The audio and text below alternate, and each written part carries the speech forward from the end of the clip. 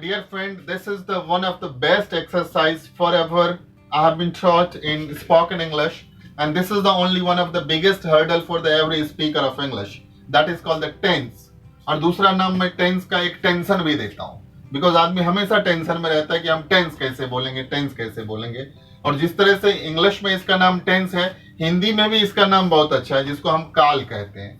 हिंदी में हम कुछ अलग तरह से काल को देखते हैं, बट काल को हिंदी में समय कहते हैं. बट अगेन समय और काल में बहुत अंतर होता है. Now I can give you the very simple example of a tense as a definition.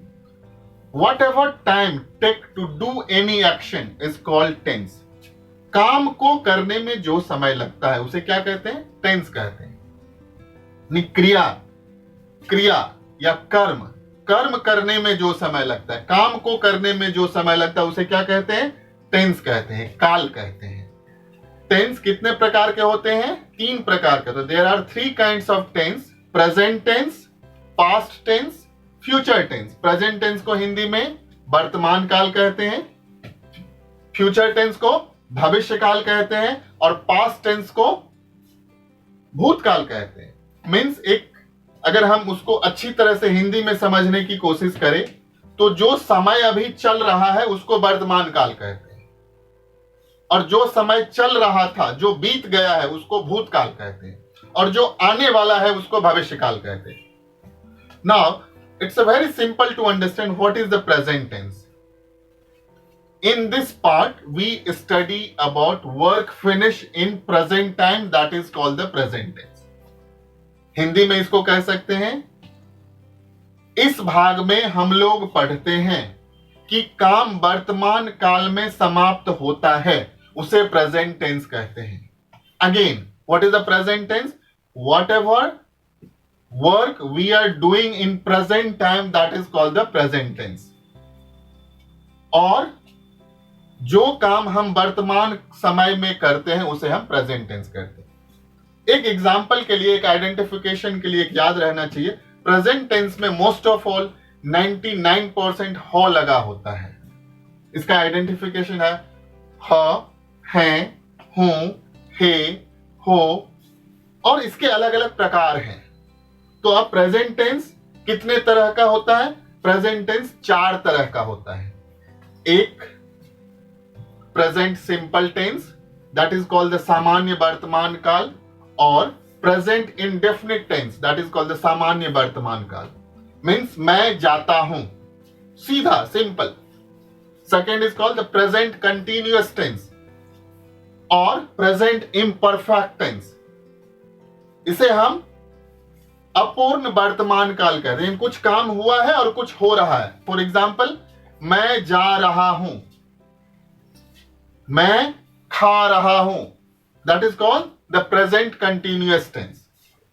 What is the third? That is called the present perfect tense, पूर्ण वर्तमान काल. मींस जो पूरा हो गया है. फॉर एग्जाम्पल, मैं जा चुका हूं, मैं खा चुका हूं, मैं पढ़ चुका हूं, मैं लिख चुका हूं, that is called the present perfect tense. And the fourth one is present perfect continuous tense, means पूर्ण अपूर्ण वर्तमान काल. यानी कुछ काम हो चुका है, कुछ काम हो रहा है, और कुछ काम होना बाकी है. फॉर एग्जाम्पल, मैं 2 घंटे से जा रहा हूं, यानी इसमें आपको ये फील हो रहा है मैं जो 2 घंटे से जा रहा हूं, कुछ पहले भी चलता आ रहा था, अभी भी चल रहा हूं, आगे भी चलूंगा. Second is the past tense. What is the past tense? In this part we study about work finished in the past time, that is called the past tense.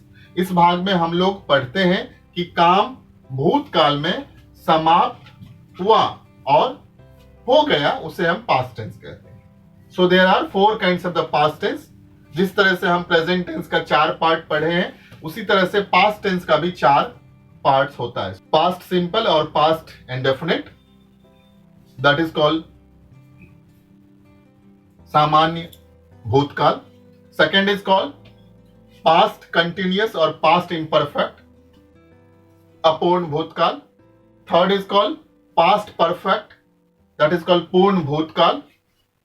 And fourth is called past perfect continuous, पूर्ण अपूर्ण भूतकाल. As an example in Hindi, you can say मैं जाता था, मैं जा रहा था, मैं जा चुका था और मैं 2 घंटे से जा रहा था. So these 4 kinds of the past tense. Now, my dear friend, this is the third types of the tense, that is called the future tense, as we have studied present, past, and this is the third one, future. So what is the future tense? In this part we study about work will finish in the future time. इस भाग में हम लोग पढ़ते हैं कि काम भविष्य काल में आने वाले समय में समाप्त होगा, उसे हम फ्यूचर टेंस कहते हैं. फॉर आइडेंटिफिकेशन, इसके मोस्ट ऑफ ऑल सेंटेंस में गौ लगा होता है, गौ, गा, गे, गी, हिंदी में समझने के लिए, और इंग्लिश में समझने के लिए ईदर शैल और ईदर विल लगा रहता है, उसे हम फ्यूचर टेंस कहते हैं. So there are 4 kinds of the future tense. Future simple और फ्यूचर इंडेफिनिट, सामान्य भविष्यकाल, फ्यूचर कंटिन्यूअस और फ्यूचर इम्परफेक्ट, अपूर्ण भविष्यकाल, फ्यूचर परफेक्ट, पूर्ण भविष्यकाल, फ्यूचर परफेक्ट कंटिन्यूअस टेंस, पूर्ण अपूर्ण भविष्यकाल. In the very simple way, I can give you 4 example in Hindi. मैं बाजार जाऊंगा, सिंपल. मैं बाजार जा रहा हूंगा, इम्परफेक्ट. मैं बाजार जा चुका हूंगा, परफेक्ट. और मैं 2 घंटे से बाजार जा रहा हूंगा. तो ये फ्यूचर टेंस के 4 प्रकार हैं. My dear friend, I would like to tell one thing. This is a one of the moment to yourself to boast, to become a speaker of English with the native communication. How to become a native speaker of English? Only you will have to create within you. And this is the one of the best part, that whatever things I am going to train you, whatever things I am going to teach you, it is a 100% creative and meditational method.